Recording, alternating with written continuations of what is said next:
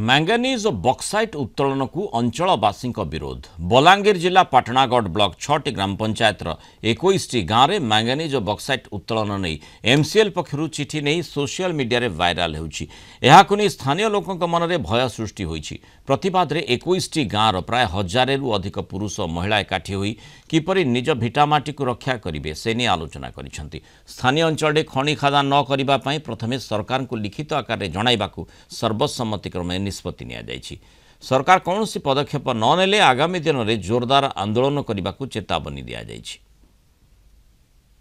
जहाँ जना पड़े इन आमर अंचल मांगानीज और बक्साइट भरपूर मात्रा अच्छे और 5टा जीपीर पाखापाखि 21 खंड गाँ उठी जा बोली संभावना अच्छे और आशंका अच्छी सेटा के लेकर आम आज 5 खंड पंचायत और 21 खंड गाँ के लेकर जनसाधारण के लेकर आज समस्त को सचेतन करोसी लोभ लालच नहीं पड़क ये अंचल की बचामा भिटामाटी नहीं छाणु एवं परिवेश के बचे करी आमर जेन भाईचारा अच्छे पूर्वपुरुष से बचामा एवं जदि कंपानी किंबा प्रशासन जोर जबरदस्ती खनि खनन करे जोरदार लड़ाई हेबा ए माइंस बाहर सोना खଣି ग्राफाइट धातु पदार्थ मिलवा और सरकार लीज देवाले बर्तमान से एडवर्टाइजमेंट हो सारी